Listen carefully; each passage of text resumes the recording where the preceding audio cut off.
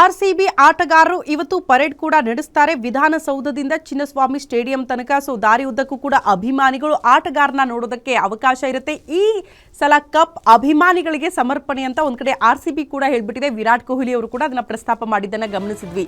ಈ ಹೊತ್ತಲ್ಲೇ ನಮ್ಮ ರಾಜ್ಯ ಸರ್ಕಾರದಿಂದಲೂ ಕೂಡ ಆರ್ಸಿಬಿ ಆಟಗಾರರಿಗೆ ಸನ್ಮಾನ ಮಾಡಲಾಗುತ್ತೆ. ಫೈನಲ್ ಗೆದ್ದ ಆರ್ಸಿಬಿ ಆಟಗಾರರಿಗೆ ಸನ್ಮಾನ ವಿಧಾನಸೌಧದ ಗ್ರ್ಯಾಂಡ್ ಸ್ಟೆಪ್ಸ್ ಮೇಲೆ ಈ ಸನ್ಮಾನ ಕಾರ್ಯಕ್ರಮವನ್ನ ಕೂಡ ನಡೆಸಲಾಗುತ್ತೆ.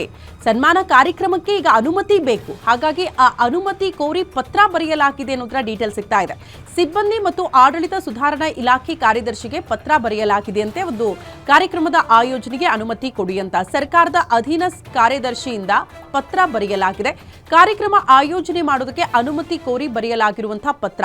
ಸೊ ಅನುಮತಿ ಸಿಕ್ಕ ತಕ್ಷಣ ಅಲ್ಲಿ ಕಾರ್ಯಕ್ರಮದ ಆಯೋಜನೆ ಆಗುತ್ತೆ. ಅಲ್ಲಿ ಅಧಿಕೃತವಾಗಿ ರಾಜ್ಯ ಸರ್ಕಾರದಿಂದಲೇ ಆರ್ಸಿಬಿ ಆಟಗಾರರಿಗೆ ಸನ್ಮಾನ ಕೂಡ ಮಾಡಲಾಗುತ್ತೆ. ಮೋಸ್ಟ್ಲಿ ಆ ಸನ್ಮಾನ ಕಾರ್ಯಕ್ರಮ ಮುಗಿದ ಬಳಿಕವೇ ಪರೇಡ್ ನಡೆಯುತ್ತೆ ಅಂತ ಅನ್ಸುತ್ತೆ. ಆ ರೀತಿ ಸಿದ್ಧತೆಗಳನ್ನ ಮಾಡ್ಕೊಂಡಂಗೆ ಕಾಣಿಸುತ್ತೆ. ಬಟ್ ಎಲ್ಲವೂ ಕೂಡ ನಿಯಮಗಳ ಪ್ರಕಾರ ಹೋಗಬೇಕು. ಹಾಗಾಗಿ ಒಂದು ಅನುಮತಿ ಕೋರಿ ಪತ್ರ ಬರೆಯಲಾಗಿದೆ. ಆ ದೃಶ್ಯವನ್ನ ಅಂದ್ರೆ ಆ ಪತ್ರದ ಪ್ರತಿಯನ್ನ ಕೂಡ ನೀವು ಗಮನಿಸ್ತಾ ಇದ್ದೀರಿ.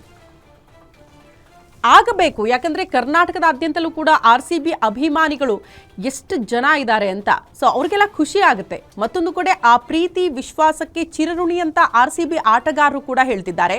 ಸೊ ಆ ಅಭಿಮಾನಕ್ಕೆ ನಾವು ತಲೆ ಬಾಗ್ತೀವಿ. ಈ ಬಾರಿಯ ಗೆಲುವು ಏನಿದ್ರು ಕೂಡ ಅದು ಆರ್ಸಿಬಿ ಅಭಿಮಾನಿಗಳಿಗೆ ಅಂತ.